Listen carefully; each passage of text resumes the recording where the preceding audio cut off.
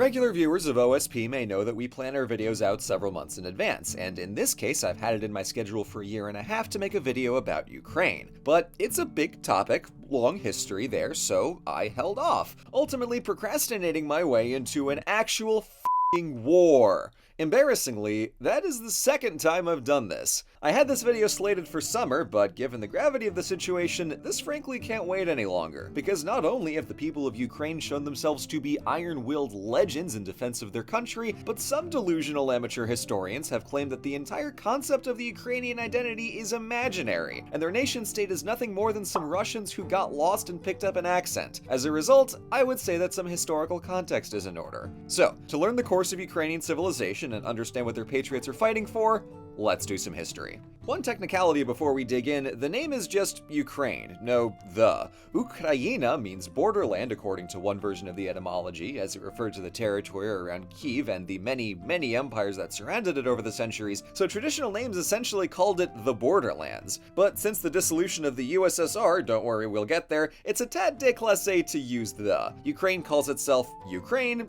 and thus so should we. One of the reasons it's been neighbors with so many different people is because the East European plain just goes. Everything north of the Black Sea and east of the Carpathian Mountains is flat, open, and full of rivers, so it's an easy walk, ride, or sail. In the 600s, the land of the eastern branch of Slavs reached up along the Dnieper, a river that would soon be dominated by our boys the Vikings. Sailing south from their Baltic home to schmooze with the fat cats in Constantinople, Vikings followed the rivers through Slavic land, building up some handy way stations for the long trips. And in a remarkable contrast from literally the entire rest of European history, the Slavs apparently invited the Vikings to stay. At least, according to the primary chronicle from 3 centuries later, the Slavs invited 3 Viking brothers to come rule over the northern Dnieper Valley and protect them from the Turkic Khazars to their east. In the decades following, Viking enthusiasm for new local cultures led them to Slavicize, and so the two cultures merged, giving the predominantly Slavic lands of what was known as the Rus a characteristically Scandinavian talent for seafaring. And after Prince Rurik established what would become a 7th century dynasty in 862 at the northern town of Novgorod, his successor Oleg pushed south along the Dnieper to take Kiev as his new capital in 882, a city that would remain the beating heart of Rus civilization for centuries. Now, the Slavic plus Viking culture mosaic of what historians now call the Kievan Rus had a third piece to add, and that was Byzantine Christianity. Princess Olga of Kiev converted while visiting Constantinople in the 950s and is honored as a saint for her efforts in the early Christianization of the Rus. This pairs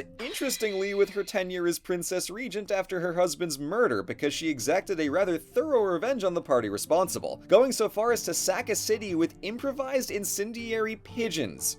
Allegedly. Still, points for ingenuity. Later that century, Grand Prince Volodymyr wanted a political marriage to the Byzantine princess, so he obliged the emperor's request to please stop being a heathen and convert to Christianity. But Volodymyr's baptism in 988 had much wider effects, converting the entire Kievan Rus, adopting the Cyrillic alphabet, and building new schools and churches. The Byzantines, for their part, got a band of 6,000 elite Varangian mercenaries, plus a much friendlier neighbor and trading partner to the north. Grand Prince Yaroslav the Wise kept pace with a new legal code and a booming literary culture, making the 1000s a golden age for the Kievan Rus and a transformational period in Slavic history. If we look at Ukraine, Russia, and Belarus today, we're seeing the legacy of the Kievan Rus, not just in the root of their name, nor just in their geography, but as a civilization made from the combination of Slavic, Scandinavian, and Byzantine Orthodox cultures. Yet, as we've seen time and time again, states and empires are fragile things in the medieval period, so after trade along the Dnieper slowed and wars on the eastern frontier drained the treasury, subsequent infighting among the princes sapped the Kievan Rus of the power and wealth it enjoyed before. The state began decentralizing after Yaroslav's death in 1054, but it went splitsies for real after a grand prince died in 1132 and local lords got grabby. Kiev still held on to its immediate vicinity, but Novgorod and Vladimir became their own centers of power in the north, with many smaller principalities sprinkled in between, such as Galicia and Volhynia in the far southwest, who combined in 1199 and got promoted by the Pope to the Kingdom of Ruthenia in 1253, that name being the Latin for Rus and an early name for Ukraine before just Ukraine. The kingdom founded a new capital at Lviv in 1272, from where they traded with Poland, Hungary, the post-Crusade Byzantines, and the Mongols. Yeah, about that. So, while all that was happening, the lands of the former Rus got turbo-stomped by the Mongol armies, with Moscow sacked in 1238 and Kiev biting it in 1240. What wasn't directly absorbed into the Golden Horde was made a vassal, and this left an opening for the Kingdom of Poland and the Grand Duchy of Lithuania to go snapping up all the defenseless principalities over the next century. By 1400, Poland pushed through Lviv Lviv down to Belgorod at the coast, and the recently Christianized Lithuania plunged into the Dnieper Valley for Kiev, with the Golden Horde still holding the coast from Crimea eastward. And so Ukraine's trajectory breaks away from Russia and later Belarus and toward a long history at the borderlands of foreign empires. The next century of Polish-Lithuanian dominion saw a steady process of Polonization in what they called Ruthenia. This meant promoting Catholicism in place of Orthodoxy and encouraging Ruthenian nobles to act more like the Polish-Lithuanian nobility. However, this influence couldn't reach everywhere, so an Orthodox ethnic Ukrainian group called the Cossacks made the wild fields of the far southeast a bastion of Ukrainian culture. When and how exactly they did this is tricky to pinpoint, but by the 1600s they'd grown from seasonal hunting communities into a democratically self-governing cultural militia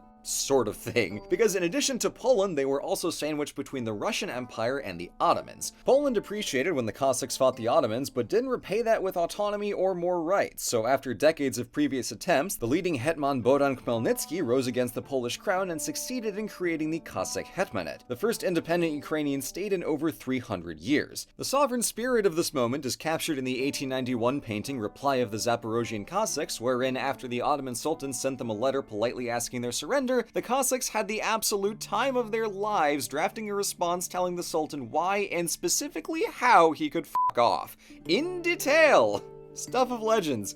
In this case, quite literally, because it was probably just a story, but nonetheless hilarious. The Hetmanate made diplomatic overtures to their assorted imperial neighbors, but they were all pretty flaky, and so the Cossacks seesawed between various alignments until 1667, when Russia and Poland split the difference by splitting Ukraine, carving it up along the Dnieper, with Poland taking the right bank and Russia taking the left. Both co-opted religion for the benefit of the rulers, as the Orthodox Church and the Russian Empire governed from and in the interest of Moscow, while the fully Catholic Rutheniate Uniate Church was the only liturgically Orthodox option allowed in Poland. Ukrainian culture did have its own Baroque era at the turn of the 1700s, with such monuments as the Kievan Golden Age St. Sophia Cathedral getting restored and gorgeously embellished in Baroque style, but it was swiftly followed by a century of stronger and stronger outside interference, culminating in the Russian Empire and friends destroying Poland and conquering all of Ukraine, along with Crimea, for itself. The Cossack Hetmanate was no easy ride, as it's tough to be independent amid a game of hungry empires, but this moment of re-emerging statehood represented a new mode of Ukrainian culture, defined in part by its borderland encirclement and independent aspirations in spite of big angry neighbors. Easy, perhaps, to see why that might be a powerful motivator. So coming into the 1800s, we find ourselves neck-deep in the Russia plotline, where we will stay for a while.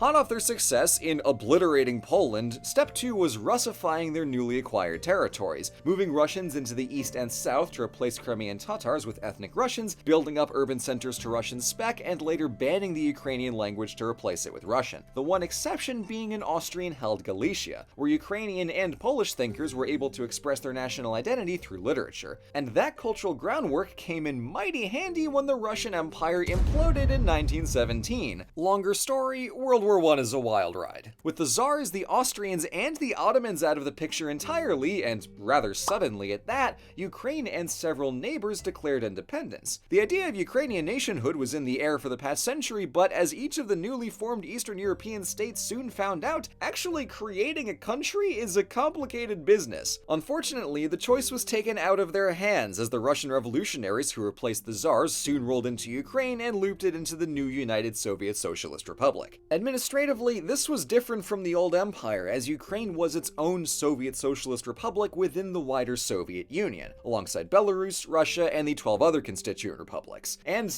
at first, Soviet policy celebrated this variety, creating a specifically Ukrainian Orthodox Church and promoting the language and culture. However, that was before Stalin. Again, longer story, communism is a wild ride, but as far as Ukraine was concerned, Joseph Stalin was the mustachioed embodiment of hell itself. As part of his policy to punish Ukraine for crimes ranging from not being communist enough to existing at all, Stalin ordered nearly all Ukrainian wheat to be exported for industrialization, essentially orchestrating an artificial famine that killed over 4 million Ukrainians in the early 1930s. This coincided with a systematic purge of Ukrainian intellectuals and their Orthodox clergy. Now, Ukraine had handled Polonization and Russification under the old empires, but this was full-on genocide. This wasn't some tragic but necessary consequence of Soviet ideology. This was the point. Keep them poor, break their spirit, take their resources, and hope they forget they exist. And just when it couldn't get worse, World War II. Russia's invasion of Poland in 1939 added Galicia to the Ukrainian SSR, but 2 years later, Germany launched a surprise-ish attack and took all of Ukraine. The Soviets, for their part, made a point to burn everything on the way out, killing political prisoners, destroying infrastructure, and wrecking food supplies. By the time the USSR was reassembled and the war was won, Ukraine suffered another 8 million deaths. And from being down a quarter of the population inside of a decade, it was hard for things to get worse. With the exception of the Chernobyl nuclear disaster of 1986, Ukraine's post-war history was a steady, albeit slow, climb upward, culminating in the dissolution of the USSR in 1991 and a 92% vote in favor of Ukrainian independence. Given everything we have learned about Ukraine over the 1,000+ years of their history, this should not be surprising. But this, of course, does not mean that the story is over. Political corruption is a habit that dies hard, so Ukrainians took to the streets in 2004 and again in the Maidan uprising of 2014 to oust Viktor Yanukovych, both times from office, the result of which was the Russian Federation annexing the Crimean Peninsula and violently exacerbating an insurgency in the eastern Donbas region. In 2018, the Russian Orthodox Church severed ties with the Orthodox Church in Constantinople for recognizing Ukraine's religious independence from Moscow. And, of course, in 2022, Russia monstrously and disgracefully invaded the sovereign nation of Ukraine. Longer story, the 2020s are a wild ride. But as we've clearly seen, Ukrainian history isn't just backstory to a modern conflict, it's a tale of a civilization crafting an identity from the confluence of multiple different cultures, then defending that identity against invasive forces and recontextualizing that identity as that precise borderland struggle. In a part of Europe otherwise known for giant empires? That's something, and something very much worth fighting for at that. Ruski voyeni chorabi, idi nahuy. Slava Ukraini. Thank you so much for watching. OSP will be donating the advertising revenue from this video to direct relief in Ukraine, providing urgently needed medical care across the country. So if you would like to do something to help but can't afford to donate your money, simply share this video with a friend. Everything we donate and everything we learn makes a massive difference.